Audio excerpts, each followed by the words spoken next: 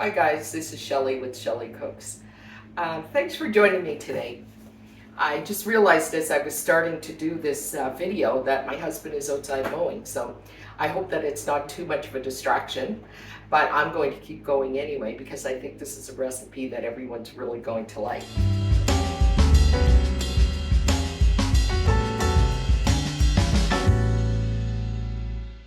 So this is for something called Hasselback potatoes. And so what you do is you peel your potatoes and you try to get a larger potato for this. And you just cut the back off to make it even. And then what we do is we put it on our cutting board. You have to make sure as well that your potatoes are dry. So you're going to put it on your cutting board, and then I have these two things that came with, these two guides that came with my pastry mat. And you want about 1/8 of an inch thick, or to a quarter, maybe 1/4 of an inch just to be safer, because I think these are 1/4 of an inch. And what you're going to do is you're going to put one on each side of your potato, and you're going to slice down. And you're not, this will keep you from slicing all the way through. And so you're kind of fanning your potato, right? And you just keep going like that. You're making each slice about 1/8 of an inch thick. Make sure your potato is dry, and because you want to make sure you get it nice and crisp when it's in the oven. My oven, by the way, is set to 425. So I'm going to do the same thing with the other two that I have left. So let me finish this up, and then I'll come back and show you what we do after. So guys, now that that's done, all we're going to do is we're just going to take our potatoes and we're just going to put some avocado oil on them. Just drizzle it with avocado oil and rub it in. Don't try to separate the fans because the heat will do that when it's in the oven. So just rub that in a bit. Oop, my end piece came off that one as well. So just drizzle a little bit on each, and it's very simple. Whoopsie, I see a piece on the bottom here that I need to cut out. Hope it doesn't ruin my fans, but there we are.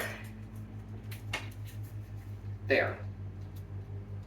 Okay, I'm gonna wash my hands. Be right back. Now I'm just going to take a little bit of salt and pepper and sprinkle it over my potatoes. Just a bit to get a little bit of seasoning started in them. I think I'm just going to throw these bottoms in as well. And just keep an eye on those because they will of course cook much quicker. So I'm just going to put that in around here. I'm not even going to bother putting any oil on those. And I have a little bit of pepper. If you prefer the fresh cracked black pepper, whatever you like, go right ahead and do that. So there we are. 425 oven. Now I'm going to put this here. My oven's at 424, so I'll put it in now. Now while that's going, what we're going to do is I'm actually going to take some butter. I'm going to set this for 30 minutes, by the way, the timer on our oven, because otherwise I will most definitely forget. So now we're going to make a seasoned butter that we're going to baste the potatoes with in 30 minutes, and we'll do that for the last 20 minutes of cooking. And by then what will have happened is the fanning that we cut in the potatoes will open up, and it'll allow the butter and the seasonings that we're going to brush onto it to seep into the potato. So I'm going to take a little more than 1/4 of a cup. I think what I'll do is I'll actually weigh it so that you have an exact idea of what I'm doing. I often cook by sight, and feel. Let me see. Let me go to grams because it's much more specific. 80 grams. So we'll do 80 grams of butter, and I'm going to add a little bit of oil to that as well. I'm going to do 30 grams of oil. That's good, I think. Now to that, and this is going to go on the stove, and it'll cook nice and slow, and it'll just sort of, the flavoring of the rosemary and the garlic that we're going to add to it will just sort of seep into the butter and the oil, and it'll be a beautiful flavor for when we start brushing it onto our potatoes. So this is I actually didn't have any garlic, so I had to go grab one out of my out of my garden. So I'm going to be pulling them soon anyway. So here we go. Now what we're going to do with the garlic is we're just going to crush it and allow it to, the flavors to sort of permeate that butter. There. Sorry about the noise, but can't be any worse than the mower in the background. Okay. Here we go. Actually, I think I may just cut this one into slices, bigger slices. There. And the other thing I have here is some fresh rosemary from my garden. So I've washed it. I love rosemary with potatoes.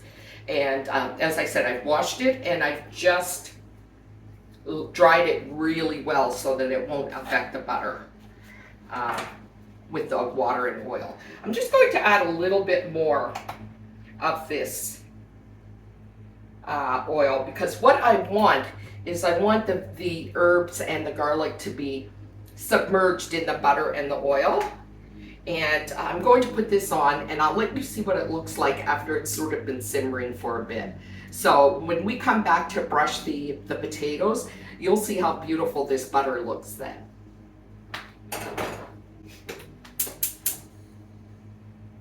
So I'm just setting that to a nice low temperature. We wanted to just sort of take its time and the flavors to just very slowly seep into that butter. We're not going to burn the butter, although that might be a nice addition, the burnt butter. But if we were doing that, I would probably burn the butter first to make the brown butter and then add the seasonings, the herbs. But we're just going to just keep our butter plain. Guys, I almost forgot that I actually am going to put some parsley in here as well. But not a lot, maybe about let's say 2 teaspoons of parsley. We'll put that in as well. And now we'll put it back on the stove.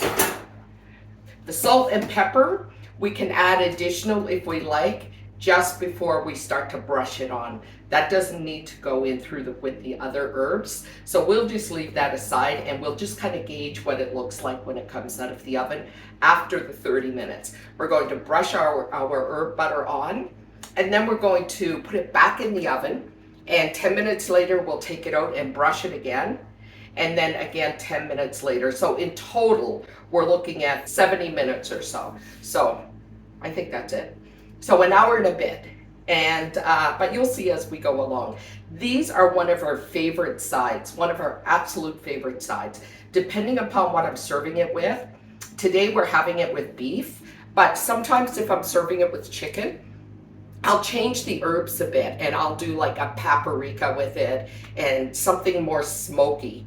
But with beef, we absolutely love this. So we'll see you back in a minute. Okay guys, here's our butter. It's been infused with our herbs and our garlic.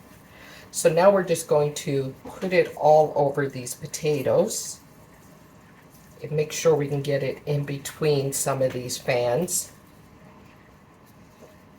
to flavor them.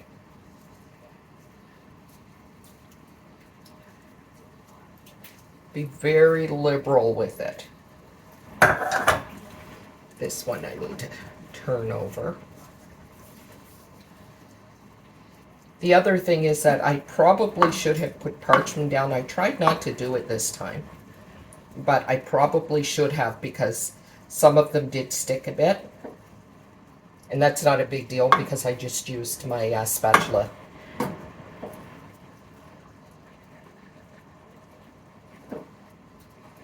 This butter smells so incredible right now. So some of these are still a little closed, but that's fine. As they cook a little bit more, they still have more time in the oven. That will open up a little bit more as well. I absolutely love, love, love potatoes. Love them.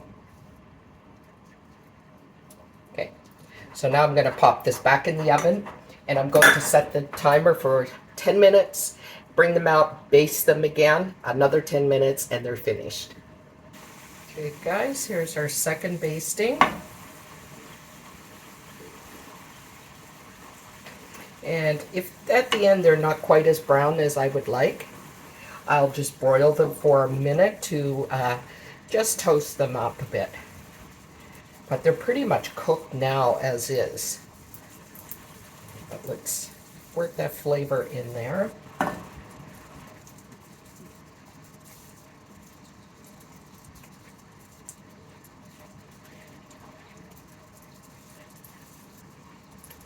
That is just beautiful. Now I'm just going to grab a fork just to test them to see how done they are. Let me see. Yeah.